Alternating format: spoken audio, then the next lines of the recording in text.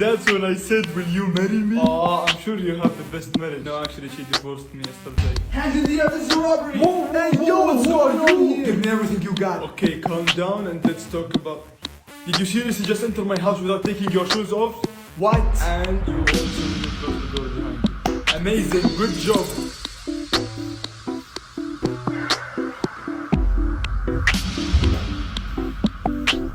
Good, way better. Now get back to whatever you were doing. Give me all of your money!